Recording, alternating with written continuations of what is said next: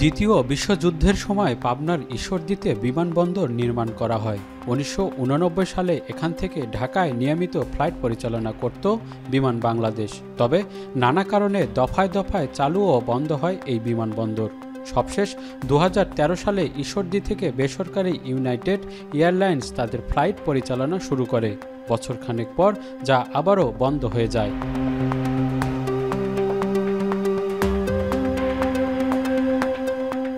বিমানবন্দরের জন্য মোট ৪৩৬.৬৫ একর জমি অধিগ্রহণ হলেও বর্তমানে রয়েছে ১৪৫.৯১ একর জায়গা।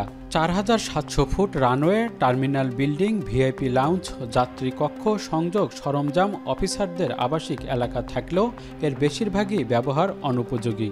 বর্তমানে রানওয়ে লেন্থ আছে ৪৭০০ ফিট।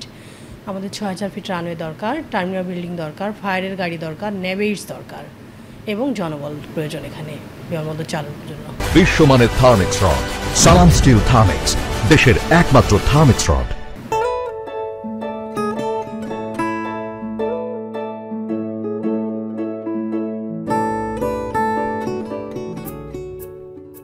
বিমানবন্দর থেকে মাত্র ১০ কিলোমিটার দূরে ঈশ্বরদী রপ্তানি প্রক্রিয়াকরণ অঞ্চল, যেখানে দেশি বিদেশি অন্তত ২৪টি শিল্প প্রতিষ্ঠান বছরে $২০০০ মিলিয়ন পণ্য রপ্তানি করে।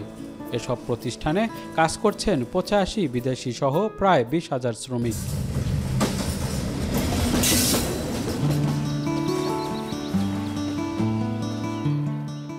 বিমানবন্দর থেকে মাত্র ১৩ কিলোমিটার দূরে গড়ে উঠেছে দেশের সবচেয়ে বড় বিদ্যুৎ উন্নয়ন প্রকল্প রূপপুর পারমাণবিক বিদ্যুৎ কেন্দ্র, যা ঘিরে এলাকাটিতে ১০,০০০-এর বেশি রাশিয়ানের বসবাস।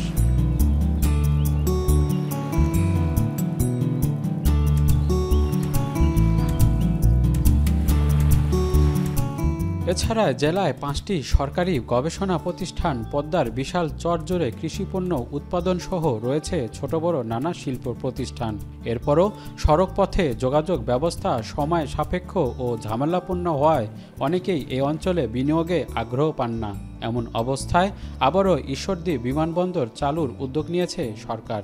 যদি ঈশ্বরদী এয়ারপোর্ট চালু হয়, খুব দ্রুতই বিনিয়োগকারীরা, আমার ফরেন টেকনিশিয়ানরা এবং বায়াররা ঈশ্বরদী এয়ারপোর্টে আসলে আমাদের এখানে মাত্র ১০ থেকে ১৫ মিনিটের মধ্যে ইপিজেডে চলে আসতে পারবে।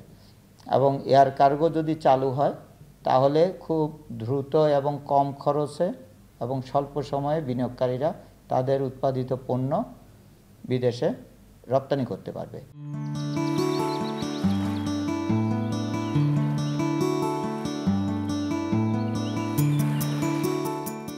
বিমানবন্দরটি চালু হলে পাবনা, নাটোর ও কুষ্টিয়া অঞ্চলে সহজ যোগাযোগের পাশাপাশি বাড়বে অর্থনৈতিক তৎপরতা।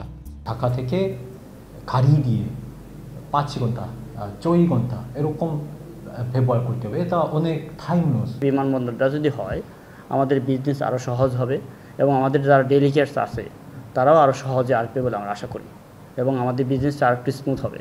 যেমন আমাদের এখন ৬ ঘন্টা লাগে আসতে, তো ৬টা ঘন্টা আমাদের যখন কোনো জাপানিজ বাংলাদেশে যখন ল্যান্ড করে, সাধারণত আমরা ১২টার পরে ল্যান্ড করলে বা ১টার পরে ল্যান্ড করলে আমরা তাদেরকে আর ওই দিন আনি না, তারপরের দিন আসতে হয়।